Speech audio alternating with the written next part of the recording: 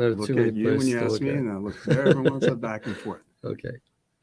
Are we ready? Yeah, Let's let's look at do the it. camera. Hi, everyone. Welcome to another edition of All Access. And today I have a special guest.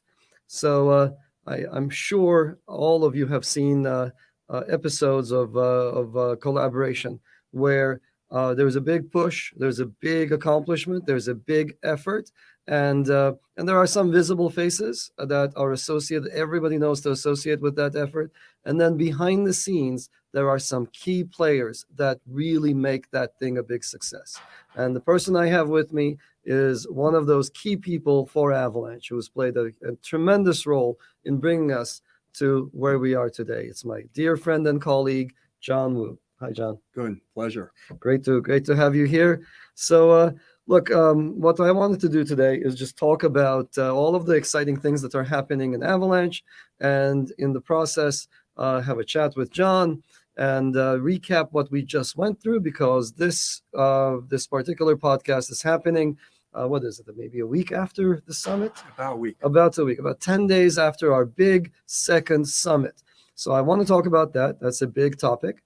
And but I want to first talk a little bit about John, who he is, what he does, where he recently was, because he came from a very exciting other place in addition to the summit. He came to the summit and then had to fly to a special location to meet a very, very special person, and then came over here. And then finally, I want to talk about the various things that Ava Labs has been working on bringing to the Avalanche chains. So, with that said, let's just get kind of started. And John, thank you again for being here. Let's maybe for the audience describe who you are, how we met, and how we got going. So how about we start with the simple stuff. So tell us about how you came to crypto, what you were doing before crypto. Sure. Thanks, Gun. Pleasure to be here. I'm still off the highs of the Avalanche Summit. Very simple. I was a technology investor before I went into crypto. Worked at funds that everyone here probably knows. And then in 14, I started investing in Bitcoin. And then in about 16, I met Gun because I wanted to learn from the best and meet the people who were the best. And Cornell had a lot of those people. And then in 17, I actually went and tried to create a security token offering platform at a place called Shares Post. I was CEO of the digital assets group. I thought this technology could someday make finance infrastructure a lot better. But the problem was technology was not ready for it in 17. We had CryptoKitties, we had ICOs breaking certain chains. And frankly, the world wasn't ready for it. And then luckily I was in contact with you and I saw technology that was potentially able to solve all of those problems. Yeah, I remember, but I want to go back a little further. Yeah. So I remember you walking into my office at Cornell, and I knew almost nothing about you other than the fact that here was this incredibly successful Cornell alum. You left out all that stuff. So we have someone with a Cornell degree, with a Harvard degree. You want to tell us a little bit about that, or are we going to just pretend you just went to school in Massachusetts, as they say? So I love Cornell. Yeah, I was on certain boards and other things at Cornell, and I literally, when I got into space, I said I want to talk to the best people in the space, both to my Harvard and to Cornell. And I talked to so many, 3 other ones actually at Cornell as well. Good and I hit it off, and every time I went back to school, we had dinner down in Ithaca Commons area. I just saw that he cared about this space and was a visionary in the space and was working on things that could innovate the space. And somehow we gravitated together. For a very simple reason, because you were doing the same thing. And I was like, here's someone with a TradFi background who gets crypto, who wants to go into crypto, who wants to make crypto a success and digital assets a success. And I think where we really connected was this vision that everything's going to be digital. That every asset wants to be on a blockchain. Every asset needs to be traded on a platform that can reach the whole globe without any barriers. And, it sounds simple. And when we kind of talk about it now, it's like everyone's like, yeah. But like, it's actually quite different. Like at the time, especially, everyone was talking about Bitcoin as money competing with the dollar. And we had a different vision. And that's the vision we stuck to. But anyway, but then you worked at a bunch of other institutions after school, right after Harvard. So tell us a little bit about the Tiger situation. So and so on. Tiger, Kingdom, these are all well-known back then funds. I was investing in technology and I also started my own fund, investing both public and private. So what got me really interested in crypto before even we met was that all these places, when you have access, my fund was funded by Blackstone, another big institution. So I had, as an institutional person, access to all of these things that, frankly, when I try to buy it personally, you cannot do it. Mhm. I saw tokenization as a method to actually bring assets in a fractional form or in a more elegant manner to individuals and provide them access. Mhm. So yes, our shared mission and goal and vision of tokenizing all the assets in the world and also someday creating new tokenized assets that we haven't even thought of. That's what was super exciting Mhm. about what you were sharing with me. Yeah. No, I remember talking to you about my what is it, trials and tribulations, I guess, in Ithaca, trying to buy. Do you remember this conversation we had? I was trying to buy state issued debt, Yes. right? So foreign debt, and I thought there were certain countries whose debt I wanted to buy, and I strolled down to downtown Ithaca, and I tried to buy it, Yep. and it was impossible. The ticket size was 1 million, the smallest ticket. So it was clearly out of the reach of a professor, and also it just wasn't possible. Even if I could sort of syndicate, etc., get friends in, and so somehow sum up to one M, I still would not be able to get it. And there's a long story. I won't bore the audience with it, but it's just It impossible. was impossible Yeah. for many reasons. I mean, for institutions, in this case, it was debt, but like Mhm. any asset that requires to get to the level of even just $1 million ticket, the distribution, the costs associated with it to reach you and let you know about it, educate the other people Mhm. who did not know about this, that's very cost prohibitive. Yeah. But isn't that the cause of like the great income disparity? Because the particular asset I was trying to buy, it was a 14% coupon, right? So you get 14% annual interest at a time when my bank was giving me like 0.1% or something. So clearly, if the rich are able to buy these instruments and the rest of us have to keep our money in a savings account, the growth rate is going to be forever different. And of course, those guys are going to compound at some insane rate. Yep. While we kind of flounder around. Yep. The bifurcation is huge. Yeah. And what you were saying, to be clear, he was the one that introduced and put the seed in my head about tokenization. And then we had the shared view. I view that was, okay, this is a way and to like bring everyone to have same access. Mhm. I would like to use the word democratize stuff, but it's become trite now. But really, that's what we were thinking back then. And you were doing that at SharesPost as Yes. well, right? So Correct. started this with the digital asset division at SharesPost. Yep. I was CEO of that division, trying to provide back then was access to Airbnb, Mhm. Uber. They were private securities, not publicly traded, so it's easy to go trade through your Schwab account or whatever to get. Back then, I was trying to provide these private assets to individuals. Mhm. It was too early. Mhm. And so, how common would you say? So you were embedded in the TradFi universe. You know all the like he knows all the players on Wall Street. So you know all of those guys. You knew them back then. How common was that viewpoint? Would you say? Zero. Yeah, No one. Exactly. Zero. If it weren't for people like you, me, and others in the industry, it would still be zero today. Yeah. This is now like 5, 6, 7 years forward, whatever, Yeah. 5 years forward. Exactly. I felt the same way. I was like, I don't understand what these people do all day. I think they just look at charts. They have no forward-looking tech vision. And that used to make me upset. I don't know how you felt about it. But as a techie, I feel like, oh, come on, this is so obvious. This is where you need to go. But these guys don't operate that way. They need examples in front of them, and they need some people who speak their language to explain what the innovation is to them. That's right. You need some people who can bridge that gap. Mhm. But there was also part of the people who get it who don't want to make that change because they benefit so much from the opacity. The incumbents. Yes. Shall we talk a little bit about the Sure. incumbents? Yep. So what do you think? Is it possible to make a dent in this space? Is it possible? So there are a bunch of issues with crypto, right? And there's a lot of scams and so forth. There's a lot of reflexive things that happen. That's the nice way of saying it. There's a lot of weird expectations, et cetera, et cetera. And there's a lot of inward looking stuff. But let's cast that aside. Yep. So you and I are both on this mission to bring all of the world's asset onto a digital format. And so in doing so, do you think the incumbents will feel so threatened that they will put up all kinds of barriers? Or are there avenues of attack that would allow us to make headway into Yep, this? absolutely. Mhm. I mean, it's like every other technology cycle I've seen. There's resistance and resistance until you get a few going, and then it all comes at one time. Mhm. You need to be there for that inflection point. It's never clear exactly when that is, but once a few people do it and they all see it, they have to jump in. And this is why some of these big banks and these behemoths are all doing a lot of stuff in blockchain behind the scenes because they need to be fast followers. Mhm. Absolutely. So, yeah, this is something that actually used to upset me as well. So, for example, when we went out with the system as it was, and we had subnets, I kept talking about subnets all the time at every venue, and yet very few people got the point.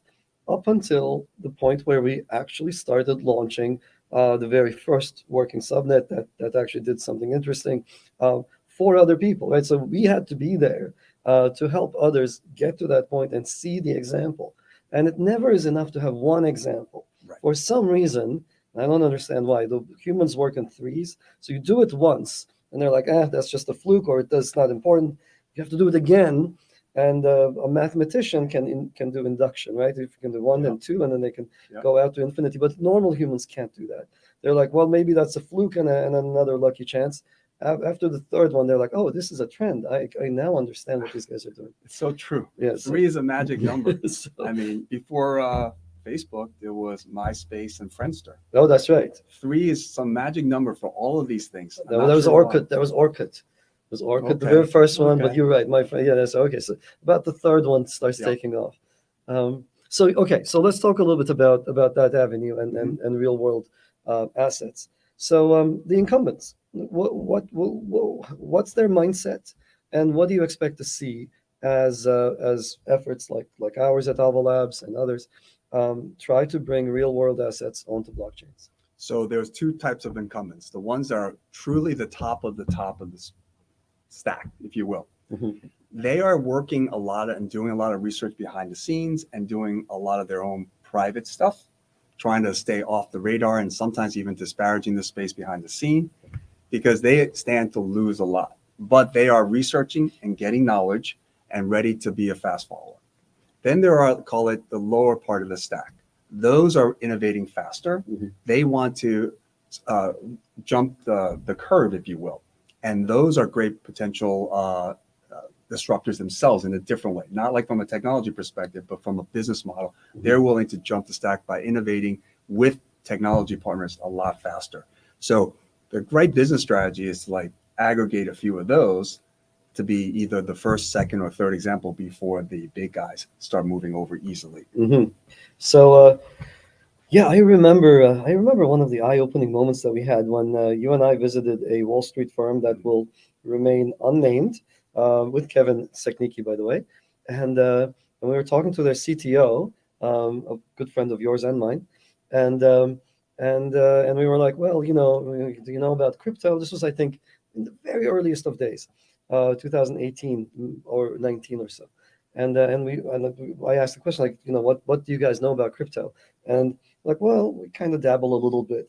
And that's how they started. And by the end of our conversation, within 20 minutes, it was clear they were neck deep. Yeah. They were buying and selling, but silently behind the scenes. So that was a milestone for me. That's when I realized, hey, these guys know all about digital assets.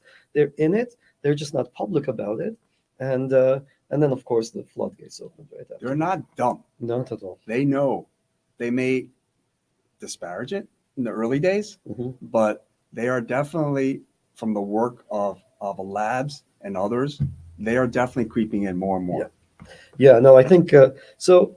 Tell us about your take on sort of this entire space. So we want to democratize. You want to democratize asset access.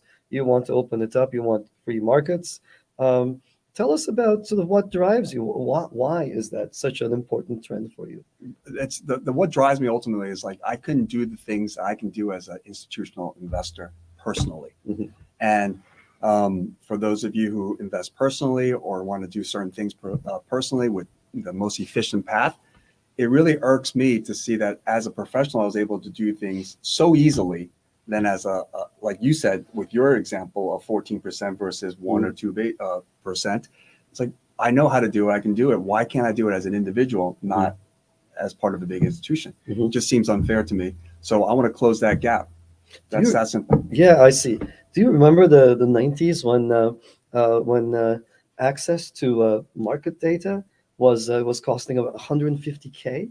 Remember this? Yeah, of course. Seat on the New York Stock Yeah. Exchange with Mhm. real-time data Mhm. was 150K. Yeah. And so you want to trade in real time, that's what it costs. So it was out of our, like, Yeah. it was just not possible. It's not possible. I'll even add to that example. I mean, back then, if you want to invest in some of these emerging market players, Mhm. if you wanted to invest like the Korea fund as a mutual fund, you had to pay 100% premium as an individual because you had to go through a mutual fund route. Mhm. Then if you wanted to invest as a institutional person, you had to go set up partnerships. So you may only pay 5-10% premium because what these companies or countries that back then were doing was there's an offshore market and an onshore market. The offshore market will allocate, call it 20% of the outstanding shares to institutions. Mhm. So large hedge funds will grab as much of that as possible. Some of the mutual funds will grab some of it, Mhm. and therefore they will effectively overcharge to individuals Mhm. 100%, literally pay 2x to get access to a Korea index. And if you're a hedge fund, you get as much access to it, but then if you want to buy more, you're kind of either stuck or raising that spread, the arbitrage premium higher to bid for it. So there were certain hedge funds who had the money Mhm. and the scale to set up bilateral agreements with local Korean banks. Mhm. And therefore, instead of paying 20% premium, you pay the bank 5%, and then therefore you can get access to the local shares at 5% premium. But you needed relationships, connections, Yep. and a fixed capital that allow you to set up these structures that you couldn't do at a smaller hedge fund, or even definitely not as an individual. Yeah, That's so another example of that. absolutely. So I hope everyone's beginning to see a pattern here, right? So John keeps harping on a very different angle but on the same exact issue that I was harping on. So for me, it's technological access that really annoys me. So it's the fact that back in the day, you couldn't have a connection to the markets unless you paid a lot of money. Today, you probably have near real-time data, but it doesn't matter. You need HFT access, right? You need nanosecond data or nanosecond connection, and that costs many, many millions. 150K, that's like no money these days, and it would have been totally fine. But no, it's like we just can't operate and compete at the same level as institutional players at all. And for the point you were making is one of personal access, is one of relationships that also keeps finance as a gated community. Business model competitive advantage. Yeah. So do you think, so I mean, this is so crystal clear to us, right? And do you think that the regulators will begin to see this as well? Because it seems so crystal clear from any reasonable perspective that technology can solve and bridge these gaps and make it an even playing field. And to me, and I'm sure as you said to you, that's the promise that keeps us doing what we do. I really hope so. Mhm. I mean, for those of you who haven't seen it, you've got to see his presentation about integrating AI and blockchain from the summit. And you talked about layers, how layers create friction, and that's part of the problem. Financial markets are based off of financial tech stacks of 40 years old and rules of close to 100 years old. You're talking about layers and friction and people extracting their Schumpeterian rents in between. It's the worst place. So I do hope the regulators see that and realize that the pie can expand. Yeah. And if their goal is to help individuals, there's no better innovation technology than the stuff that we're working on at Ava Labs in order to remove those frictions. Excellent. All right, I want to catch my breath. I want to summarize some of the things that are sort of in every discussion. There are some latent takeaways, and I want to sort of tease them out a little bit. I think So you're hearing, I think, the sort of the common values that we all share, but that John happens to have from a very different perspective. And you're hearing it from a TradFi person coming in and espousing all of those things that crypto stands for. You're seeing that there is a yin and yang thing kind of going on here, right? And that we combine sort of very different approaches, but ultimately towards the same goal. And unless you have that connection of two different approaches, then you end up having a lopsided effort. And there are many lopsided efforts in crypto, right? There are all these people with like little tech tricks. That's not good enough, right? What do you think about this? Well, I think you're absolutely right. That starts with that technology innovation that's going to lead to or force business model innovation. And then people will realize they have to adapt to a new type of business model in order to get to the next level. So can one achieve success with just protocol tricks? I think you have to have the whole 360, and you have to have all of it to ultimately have the big success that we're talking about. Exactly. I fully agree with you. That's why we work together. But I see these tricks all the time. Here we have a new virtual machine. Nice. It's like that would have been a master's project when I was at Cornell. And you would have gotten a master's degree. And fine, that's okay. But the world doesn't need a new virtual machine that does what the EVM does, except in different ways. Like it's just, why are you making life hard for yourself? You're not really bringing anything new to the scene, and so on and so forth. There's a new sortition method or whatnot. Okay, nice. There are many sortition techniques. They all work fine, and none of them are really that great, actually, turns out. So I can go on like this. It really it takes new tech, brand new tech, not just, I did the same old thing using a different technique. It's just brand new technology, brand new protocols, brand new approaches, coupled with a business side, coupled with, okay, this is how we take this to the real world. And I hope that's that's the third latent takeaway here, that John and I, we formed that kind of a duo. We're really a triplet. There's another invisible person here. Shall we name his name? Sure. Go ahead. He's great. His name is Kevin. He and Gun, are the brains behind the consensus protocol. Have done, we all have to be thankful to both you and he. Well, all three of us, I think, run Ava Labs. But yeah, the three of us sort of represent the three areas of sort of tech, business, and what's the third one that Kevin represents? Well, he's got this crypto native ingenuity and a real unbelievable spirit and energy. Great. So those are some of the latent messages that I hope the audience took away from the initial sort of conversation. But I want to shift gears now. We just came back from Barcelona, where we had the Avalanche Summit II. And do you want to summarize how it went? Well, first of all, I'll summarize the takeaway. It was better than the first one. As hard as that is to believe, It's I thought insane. It was more, Absolutely. even more, more everything. Number of developers that were there, the amount of interest and the quality of the people that were there. The quality of the conversations. Quality conversations Amazing. were amazing. Yeah. And so I've been thinking about this. And, so every now and then I find myself in a culture gap kind of a situation. And I don't know if this is going to resonate. So I need some examples of culture gap. I don't know if this is going to resonate with the audience. But for example, when I went to Princeton, you go there, it's on the East Coast. There were all these kids, and they're like, it's like I spent my summer summiting all like 4,000 foot peaks on the East Coast. And you're like, where I come from, we don't name the hills that are 4,000 feet tall. Like that's just not. The kids from Colorado were the same. I was like, what? We got 14,000 footers, right? And we have so many of them, we can't even count. So it's really hard to explain certain concepts. The other person just lacks the infrastructure to consume what you're telling them. Or another example, right? I can't explain to someone who has not done this the pleasure, the deep internal pleasure of sitting by the Bosphorus, watching the boats pass by and having fish. This is a thing. And if you haven't done it, then you haven't done it and your life is poorer. Another example, the pleasure of sitting in Singapore and having some tropical fruits, right? It's just, there are things that you do that if somebody hasn't done them, you can't explain it to them.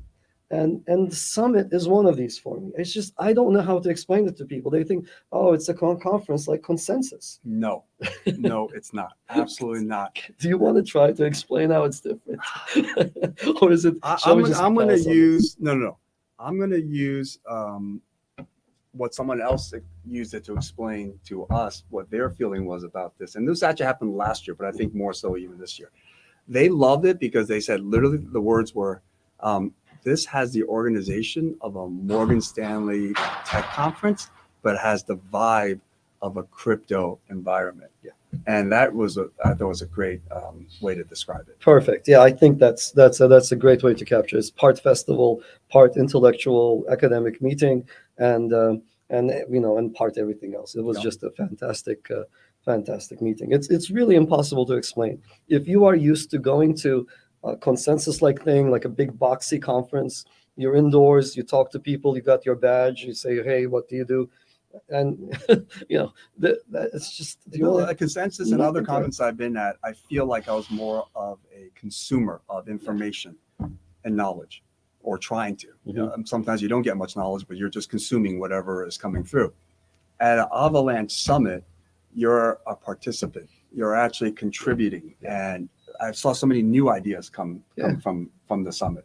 It's like, I think it's kind of like going to an orchestra versus going to a festival, right? And in a festival, you're part of the show, you're in it, and it's fun, it's great, you meet people, etc. And it turns out it's all open and there's no stage really. You're all one big giant group. And I've never been to Burning Man, but it's kind of like what I think about it. For those of you who've been to Burning Man, you go in there with some responsibility, one thing or another thing, or you're responsible for entertainment, you're responsible for water, someone for food, someone for the tent. Somehow you guys bring your initial responsibilities, but everyone works like in a cooperative fashion. And then you have a great festival and a party, and you're doing far more than just bringing that tent. Yeah, absolutely. So, and the fact that it's open air, the fact that it's in this giant sprawled out grounds, and you sort of wander from one location to another location, it really helps. So inspiring, and it's also thought provoking. Absolutely, I'm super excited post summit. I'm sure you can tell from my voice. I suspect you are too. So shall we switch gears and talk a little bit about why you had to cut? We were going to go to a very big meeting after the summit as a company, which all of us did except John, and he had to fly back to the United States. And it was you're going to be too modest. Shall I say it? No, I'll say it. I mean, okay. I wish I could have done this other thing as well. That was the only negative about this experience. But it was an honor to go to the White House to represent Asian American business people for the Asian American Pacific Islander Heritage Month. But it was an honor. It was a great experience. You met with President Biden. Met with Biden, met with many people in his administration or worked for his administration. I actually learned a lot of how it looks. I wouldn't say I learned everything, obviously, but I had opportunity to talk to a lot of people who were very involved in the administration and have their views and how things are done behind the scenes. It was fascinating. Did you get a good word in for crypto? I tried to, yes. I think one thing from that I would like to emphasize is they would love the education and learning of more about this space and a deeper understanding. And I know you're doing a lot in the next coming months. We're all trying. I know you're doing a hell of a lot yourself. So we're all trying in our decentralized fashion. We actually don't get to sit like this and talk all that often, but it's so much fun to do it in front of an audience today. But do you get the sense that the administration has a monolithic, solid stance for or against crypto? Or do you get the sense that there are sort of different pockets and the administration is sort of getting its footing? Or how do you see well, this there policy? Are definitely different pockets in Washington, D.C. And not all pockets are as pro or negative, the whole space. So I think the administration and some of those pockets need a better education and understanding, because their end goal is to help the individual consumer. What have we been talking about this entire time? The reason why we're all both in this space, tokenizing the world's assets, to provide more access and clean access to things that you can't have right now as an individual. You would expect a Democratic administration to really resonate with that message, right? Yeah. And I think it does. I don't know what you've discovered. I think it resonates with the message, but they don't understand enough about it to say that it's the same team. Yeah, I agree. And I think so, and the other thing is a democratic approach ends up wanting to have consumer protection. And so now you're kind of torn. Like you do want the good stuff, but crypto currently does come with some of the bad stuff. There's also conflating just what's happened at the edge. Most of the issues have happened at the edge. CDFI versus really crypto native Exactly. blockchain So technology. You mean things like the FTX failure? Yes. It's like they just assume what one person is doing that's really the spirit of what crypto and blockchain is about is the same as all the bad stuff that they've seen. Yeah. And in fairness, there was a lot of bad stuff.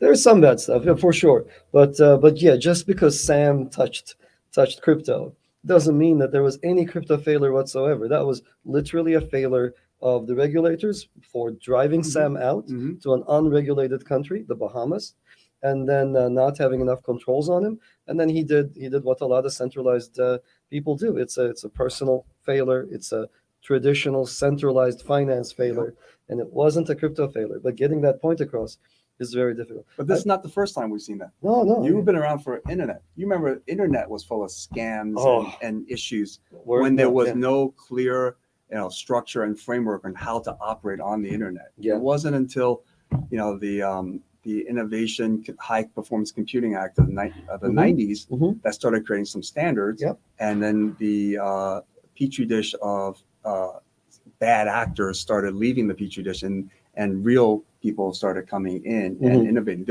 It's crypto in some sense is another innovative technology that's going through the same cycle that every technology has gone through. In the early days before there was clarity, it's a experimentation, it's genius, and it's also some scammers and fraud. Once there's some clarity on how to operate, those scammers decrease in this space. Absolutely. I think one of the big enablers for the internet was immunity for the carriers.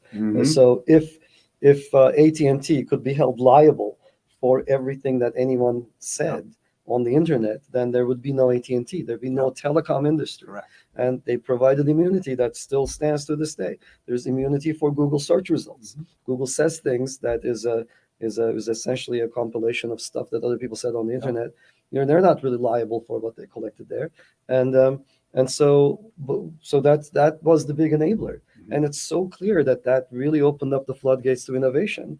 Whereas in crypto, because money is involved, suddenly you have the other thing where everybody is liable. The trend is among the politicians is to try to hold everybody liable for every single transaction. Oh, it turns out somebody sent a cent to whatever some actor that shouldn't have been involved. Then suddenly there's huge liability that comes with it. It's really it's very disproportionate, and it's not very well thought out. Do you think we have a chance at educating people? Well, yes, absolutely. Yeah. I mean, you're talking about specifically in the when US. You talk to him, I mean, tell us all about this. I haven't met. He Biden. was actually eloquent. Uh-huh.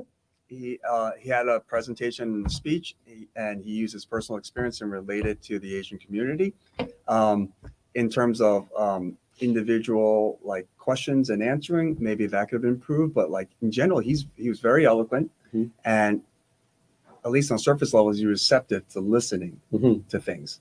And his team or his people, whether I talk to people who represent the DoD, people who represent teachers at the national, I think it's the War College as they call it, who work with ransomware and all this stuff. They are receptive to listening. I just hope it's past the initial hearing or listening and actually hear an action behind the scenes, which will require more and more iteration, maybe 2-3 times with other people going in there as well. We'll just do it, I think, as the crypto space. Do you think we should be doing anything differently in the crypto area to get better impact among regulators? So there are other ways we can also create impact, because these regulators are not just the U.S. ones. There's, Europe has MiCA that's going to start very soon. There's also Asia, who's now getting back involved in activities picking up there as well. So unfortunately or fortunately, it is global.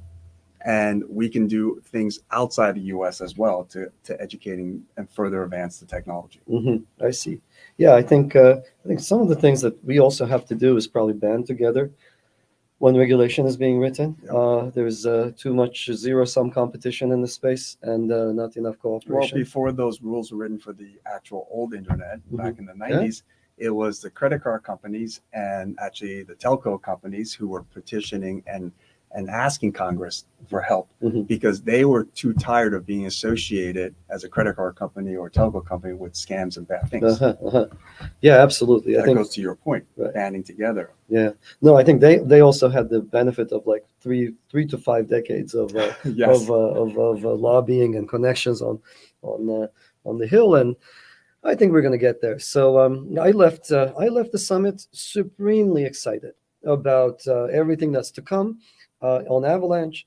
Supremely excited about. I mean, it just seems like where we're going. It's preordained, and when I look around at other people, what they're doing, etc., there's a huge difference, night and day, and that was my takeaway. Yeah.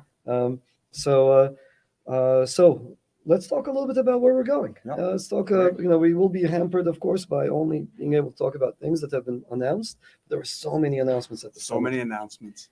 I love. I mean, to me, there was like 4 or 5 areas where I saw a lot of like push. Yeah, can you name them? Yeah, absolutely. So there's native stuff that's happening, and people are constantly increasing new apps and come up with ideas. For us, I saw a lot of derivatives and in stuff like Dexalot, Cavalry. Yeah. So those are all great things, and that innovation on chain, so to speak, is still continuing in the native stuff. I also saw companies that are coming in, obviously institutional finance. There was actually many players, head of JP Morgan was there. We had a long conversation. Fidelity was there. Yeah. Tons of, traditional Don't finance give away people too much alpha. who are trying to really work with Ava Labs and further. Then another area was what I would call consumer brands that were trying to figure out how to increase loyalty, either through NFT or other mechanisms like the NTT and other things like that. And I think a trend that's coming that people don't realize is that every consumer brand in the US now is going to, at some point very soon, carve out some of their marketing budget for extending a blockchain-enabled loyalty program. That's going to come soon, I think. We have some examples of that. And the last one, then we go to specific, is what gaming is doing to enhance the gaming environment on blockchain. So those are the 4 big areas. We can go any areas. So you heard it from the man who's in the middle of it all. Let's expand on some of these. So I think you're spot on with loyalty programs. I'll start with those. So can you describe what the loyalty program is, what the tokenization looks like, and maybe talk about some examples of that we've seen maybe from the summit, etc. So it's easy to always go backwards and talk about the example. So we have Ava Labs as a partnership with SK Planet. SK Planet is basically the largest loyalty program in South Korea. 25 million people are in this. Over 90,000 merchants are part of it. So let me pause right there. So when people in the US hear loyalty program, they think airline miles. Correct. Delta has its points, and then Delta has a system that keeps track of its points. This is not one of those. No. Okay. The monetary systems in the US are silo. So Delta controls the inflating, deflating of their points. Starbucks does it. Marriott does it for their hotels. In Korea, it's coalition, group, whatever you want to call it. And you could effectively use your one Marriott night stay and buy 1,000 Starbucks coffees or vice versa. And to coordinate between 90,000 merchants and literally 25 million, over close to half the population of South Korea, the back-end solution, the efficiency created on the blockchain, we need to move information and value at the same time instantaneously. There's no other solution than a subnet or Avalanche chain. That's that simple. You don't have to preach to me, but and on the front end, but this is the reason why they picked us, right? And on the front end, the users feel empowered. Yeah. Based on all of a sudden, it's like, okay, easily I can move from. It's one thing to say, sure, silo servers. Okay, yeah, you can already move your points in Korea from one place to another and buy it. But when you have to click 3 or 4 or 5 steps to do it, they don't feel as empowered. Suddenly, by able to do it all in a wallet that's gonna basically be sitting on Avalanche subnet, Yeah. it's like one click away. I'm empowered. Mhm. I really do own that Mhm. point or asset. Well, they are theirs. Yes, They cannot be taken away. And I think employers pay their employees, right? Mhm. And, for Yes. lunch money, Yeah. etc. Mhm. For and for them Correct. to go get fed. And it was just part of your pay Oh, yeah. gets paid in these tokens. Correct. So this is huge. Huge. It's 25 million users, and these are daily users. What is it, daily active, monthly, whatever? I it don't know is. what the monthly active users are, Yeah. but it's a subset of that. But it's just gigantic. It's a huge number. I Right? mean, it's bigger than anything we've seen in if you're counting apples and apples in terms of daily or monthly active users in the blockchain right now. Right. So I was doing the podcast. I think the last podcast I did, I was saying where Korea goes, so goes the rest of crypto. I do think that, or do you think? But let's pose this as a question because I don't want to taint the convo. Do you think Korea is an indicator? It's an early indicator of where we might go. It's a leading indicator. Is a leading indicator? It is a leading indicator. And what's the reason for that? Well, first of all, I think there is less. Well, they've gone through ups and downs, and I also think like what you talked about earlier. You need 3 or 4 times. So there's show and then tell them you can do this. They've gone through a few shows already. No more. I can tell you this will happen. It's like they've seen it through the show itself, and it's become a little more visceral, I think. I see. Yeah, no, I was very excited. I actually went to Korea to sign that agreement with SK Planet and to help them. So we essentially are going to be, Ava Labs is going to be providing some technical support to SK Planet for them to build their own subnet, for them to launch the subnet, for them to accommodate all of those 25 million users and seed them with their initial balances. And then from that point on, just operate all of those payment mechanisms, all of those transfers, swaps, etc. And let's talk. They're way ahead in the mentality. They're way ahead, right? We have to talk about why they're leaders. I think in the U.S., some of these brands now are seeing what a SK Planet is doing and the benefits of it. So in the U.S., you're thinking, okay, I'm a brand, call it whatever brand. It could be Polar Seltzer Water. It's probably different, but the way they're thinking about it is, wait, right now, all my information and data on my own users, people who drink Polar Seltzer, is effectively captured by 5 or 6 places in Northern California or Seattle. And they have to reacquire those. It takes 30% of their revenue to reacquire every time there's a new feature, new product, new event. They have to go back and reacquire. Through a NFT or NTT like structure, they can have not only a direct engagement pipeline, but they can have their own data. And so they save money from the advertising costs. 2, all of a sudden, they feel like, wait a second, if I not only save money, but if I can engage with my own customer already, I can increase and have them spend even more because I can provide them benefits directly and understand them even better. So there is the proactive and the passive benefits that's really affecting a lot of these consumer brands, and they've taken lessons from other places in the world that are doing this already. Yeah, no, I fully agree, right? So there are certain loyalty systems that are usable in the US, and they tend to be with brands that are really big. And then I don't know about you, but I collect all these other little loyalty points from very small merchants, and they just get discarded. I don't know what to do with them. They turn into trash. And there's no value added to the brand through that effort. It's just extra effort and overhead for them. There's no value brought to me, the consumer. And so no value brought to the brand. In this case, is the creator. Yes. Exactly. So there's a cutoff, right? So if you're Delta, sure, loyalty programs are probably okay because you have millions of users. And then at some point you just fall off and you're below that level. It just doesn't make sense. And crypto, you think can help. Absolutely. I mean, a perfect example. People don't know this, but like my daughter just wanted to go to this concert recently. Taylor Swift, and there's been a lot of issues related to the distribution of tickets. So, there's a company called Live Nation, effectively they control the entire vertical stack of the conference and secondary. Well, not maybe not secondary, but the ticket market. So basically, between 2 or 3 companies, if the venue's controlled by Live Nation, so Taylor Swift has to go through the promotions, everything through Live Nation, and then the primary ticket distribution is controlled by Ticketmaster, again owned by Live Nation, different brand but owned by Live Nation. And then all of a sudden, what happens is when Taylor Swift's tickets go on sale, the professional ticket people buy them all instantly before the individual little kids want to go. Of course. Where have we seen this before? Oh, yeah, exactly. And then the only way for the kids to really get in there and buy is through a secondary marketplace like a StubHub, which is a different company, but it's also like, so basically 2 people control, Live Nation controls the concert venue and the primary, and then the third person or the third party controls the secondary.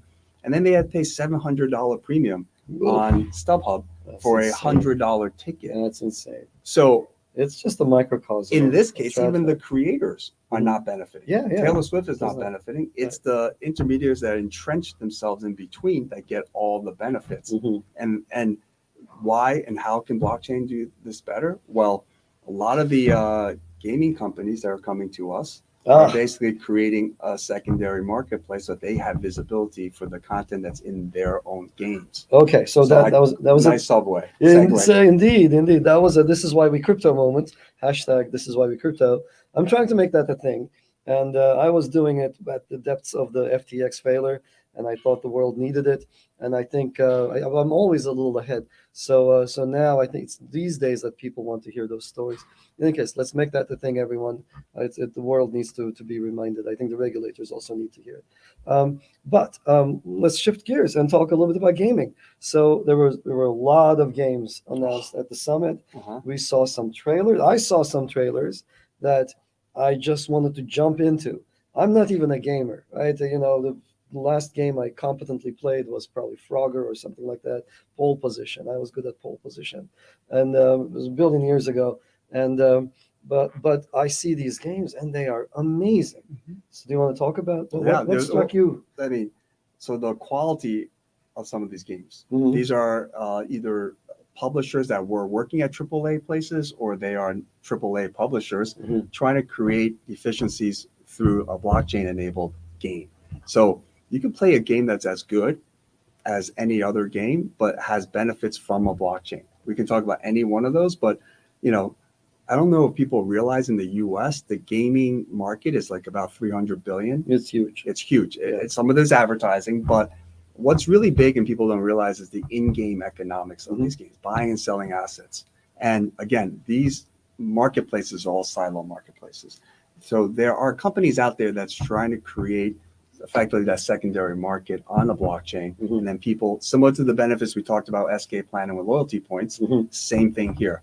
Suddenly, you don't have to like on-ramp into one game, exit, get cash, and then go into another one in order to buy it. Like 6-7 steps in order to sell an axe here and buy a sword over there. Right. Suddenly you have this, efficient mechanism through a subnet or whatever on Avalanche that allows you to do it easily. And then the user has been shown to spend more and act more and do more. Right. I think one of the things I discovered at the summit was first, these games are insanely good. They're better than any movie I've watched in a long time. Just the actors, the voice acting, the graphics, the dirt, the grime on the walls, everything is so realistic. It's just amazing.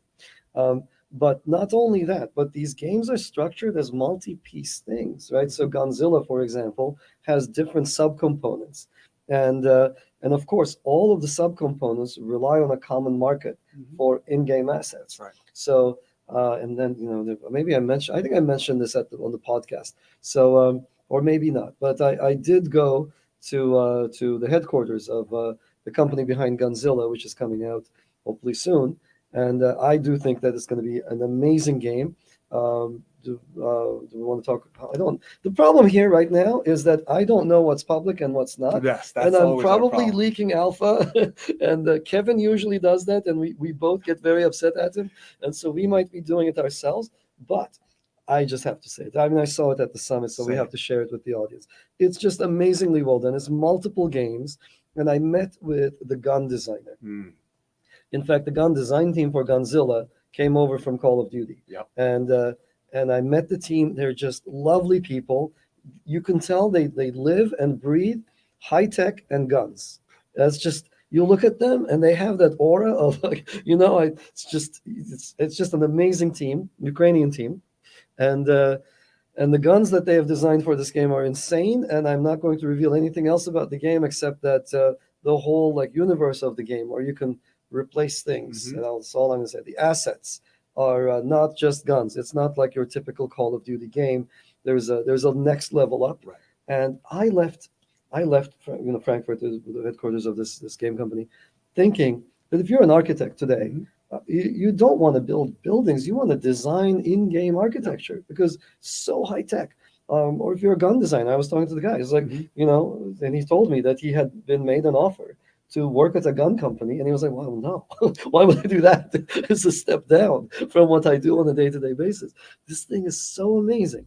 So what do you think? So games, why Avalanche? Why are they coming to us? Why do you Well, talk to frankly, some of the there's game companies? been no technologies allowed them to really get all the benefits that a lot of blockchain companies have been talking about. Why can't they do this all on Ethereum?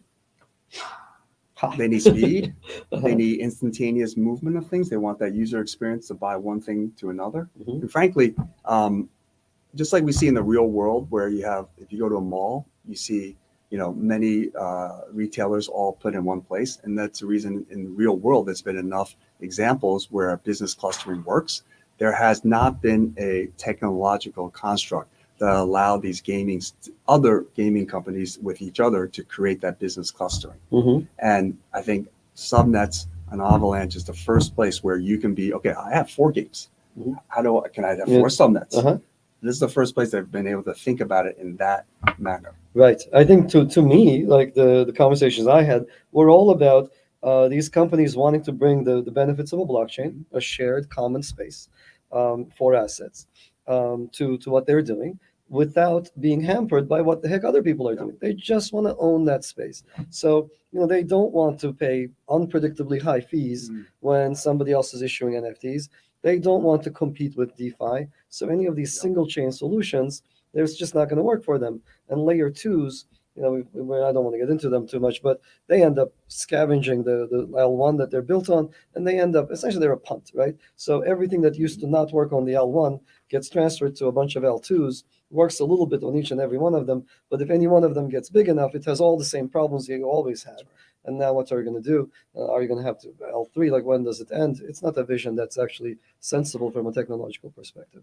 So that's why the game companies are coming and talking to us. All right, third and final. Mhm. Let's talk about institutional players. Yeah. You are Oh. from an institutional background. You've Mhm. spent a lot of time at the summit with a fair number of really big players Yep. who live, I guess, in that direction, not very far from us. I was pointing towards Wall Street, and so we're currently in Brooklyn, talking about our good old friends over there. Mhm. Mhm. So what do you see happening on that front? Okay, so one self-promoting thing for Ava Labs is a lot of these efficiencies on the blockchain have been done on, call it, private blockchains. Mhm. What I see it, and None of them succeeded. before I even get there, Mhm. besides none of them succeeding, I was about to say, maybe you did the intermediate step, was that now they're talking to, how do I take that and also replicate it on the subnet Mhm. and become more of an interoperable part of Ah. the rest of the ecosystem. Mhm. That's one underlying trend there. Mhm. I don't. There's a company out there already who's a publicly traded company that's create a repo settlement network, and the banks using it have already experienced millions and millions of cost savings. But the tech is cumbersome. They can't do it yourself, so to speak. Mhm. They have to rely on third parties to do it.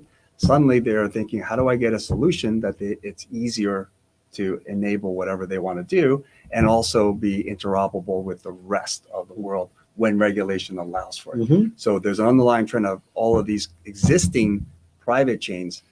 Frankly, I was surprised how all them are at least thinking or talking or really serious about moving that activity to a subnet architecture type system. Absolutely. So yeah, we're seeing that. There was a big announcement at the summit. Mm-hmm. Do you want to talk about Spruce and Evergreen? Yeah, sure. Or you started and I'll chime in. Well, okay, sure. So Ava Labs announced this new push called Evergreen, which is a series of institutional networks, institutional blockchains that bring together big players from Wall Street. I've mentioned this on the podcast before, but now the official announcement is out, and the idea here is that various different players in the finance space, or finance, as proper finance people call it, various big players would like to have a controlled space where they know that everybody who's part of that space, who's part of that chain, is not North Korean. They don't want to trade with the enemy. They don't want to trade with people who are sanctioned, etc. They need to know the counterparties to every trade. Why? Because that's the law of the land that they live in. That's what happens in the US. And unless you can provide that to them, they will not be on a blockchain, right? These people will forever look from the sidelines and say, that looks like cool technology. It's better than what we have. It cuts through a lot of layers, etc. But I can't touch this because I don't know my counterparty. And now with Evergreen, we're providing to them a space where they can operate a walled garden, if you will, where people can come in and trade, and all of the trades are well vetted. And the system is open, it's equal, and it's programmable. So That's right. think of all of these silos that we have. When you go to Charles Schwab, you are a client. They are the server. They serve you, and you have an API that's passive and doesn't allow, allows you to do things. You can call the API endpoints they provide to you, but you can't change what the substrate does.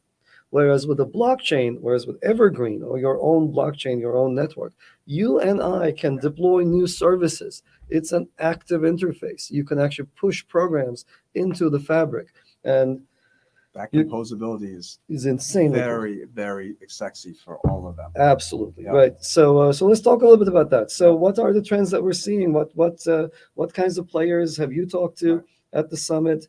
What kinds of players are coming on to Evergreen? So we started at Spruce. So you've led in from Evergreen into Spruce.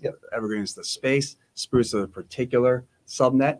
Some big asset managers, T. Rowe, Wellington, and Wisdom Tree are all participating.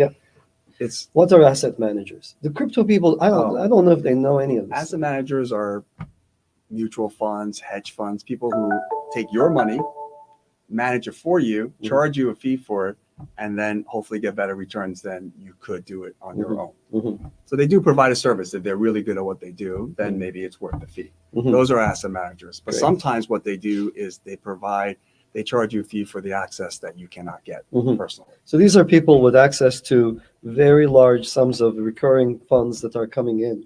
Right. And so they are excited about Spruce. They're very excited about Spruce because, like what you said before, this is only gated by the KYC, AML, and the regulatory compliance stuff. It's a composable, interoperable, permissionless chain, other than the fact, subnet, other than the fact that you have to KYC to get in there. This is the first time they were able to experience DeFi, institutional DeFi. So we have other partners, not just these big Wall Street TradFi asset managers, but players like Aave, Compound, Uniswap, Thanks a lot. Thanks a lot. Right. So every single one of these chains typically ends up, whoever wants to have a chain typically wants to have certain basic building blocks on there.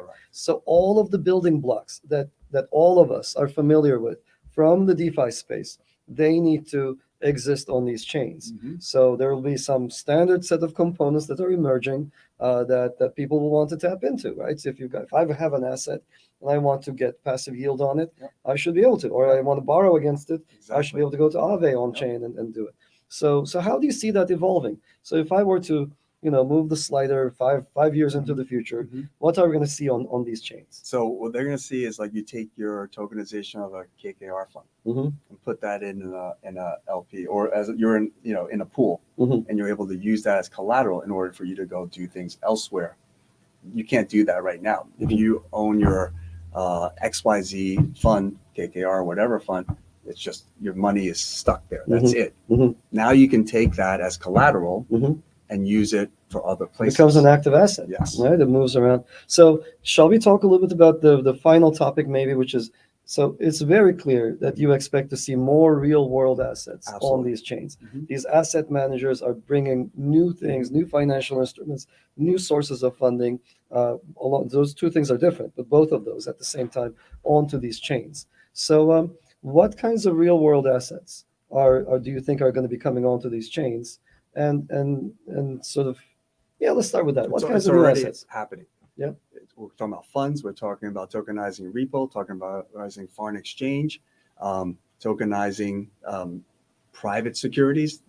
Back then was Uber and Airbnb. Today it's Stripe, Plaid, and other ones. So these are shares in companies that have not yet gone public, Correct. right? So we have to, I have to soften it down The for a last- crypto audience that hasn't really dealt much with TradFi. Because if and you leave some of these folks alone, they're going to go buy a dog coin, right? So to somebody who has only seen dogs, how do you explain it? Well, I think what's Private equity. enticing about those dog coins Yeah. is the 3,000% returns. But But I think the average consumer doesn't think in terms of risk reward. A lot of those dog coins come with negative things, Mhm. getting rugged, getting Yeah. whatever, and then actually, the expected value of the return is actually not 3,000. It's the one-off that gets a 3,000. yeah, one person gets that, and Exactly. everybody else gets minus, 100%. Correct. Right. With this, Mhm.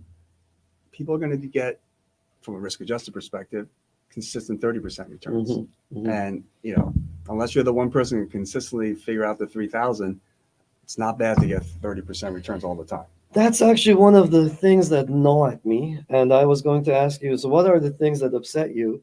And so let me just try to enunciate what it is that I find a little bit annoying.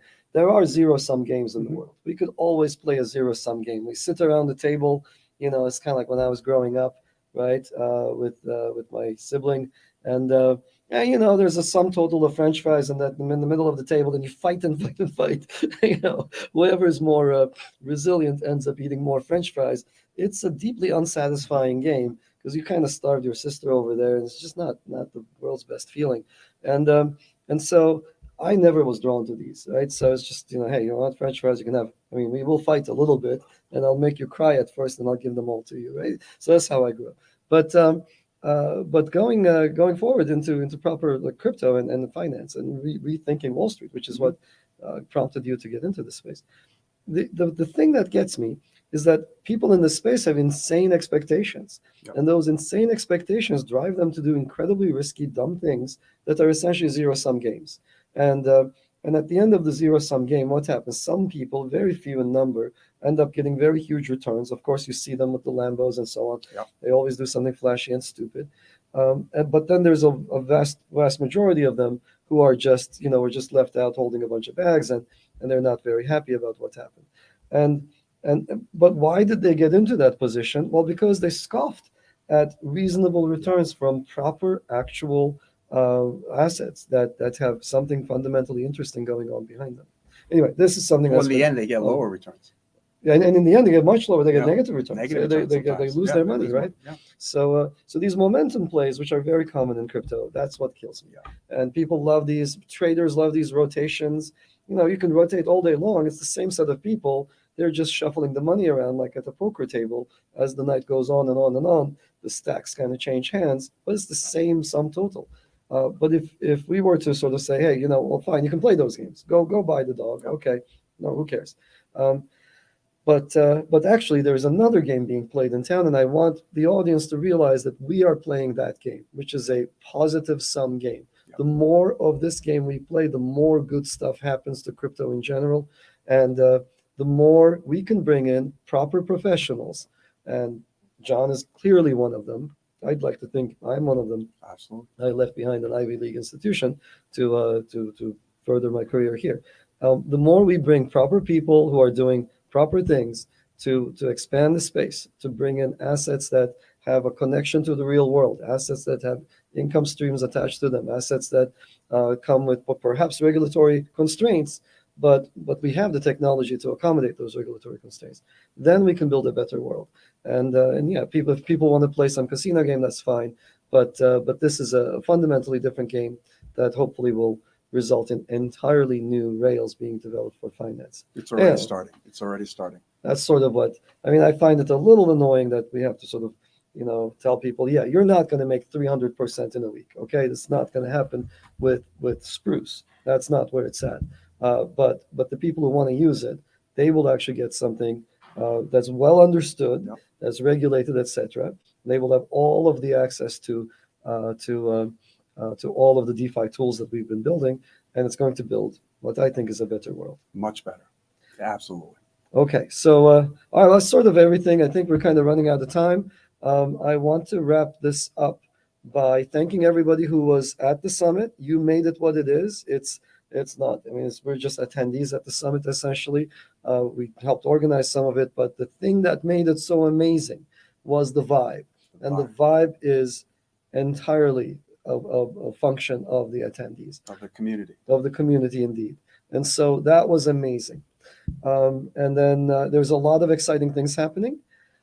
And I think we talked a little bit about three different areas: loyalty points, gaming, and institutional subnets, institutional assets, and institutional work. So those are the three. But there's much more that happened at the summit. I'll bring in other people who were there, and we'll talk in more depth about the various different ideas that were exposed some of them for the first time at the summit, and the discussions that took place there.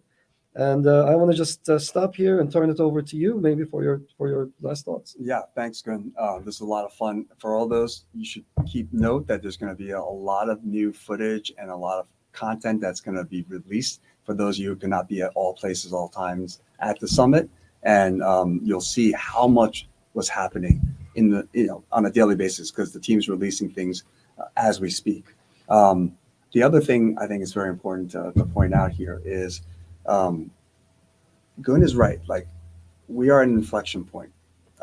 I think technology-wise, innovators like Ava Labs and Gun and the players like Kevin from Cornell have already taken it one place. I think what's so exciting to me is now I see the businesses now recognizing that. We're at an inflection for business innovation, not only tech innovation. And that together, that's going to create more awareness and adoption. Thank you so much. And thank you everyone for staying with us. Take care and see you on chain.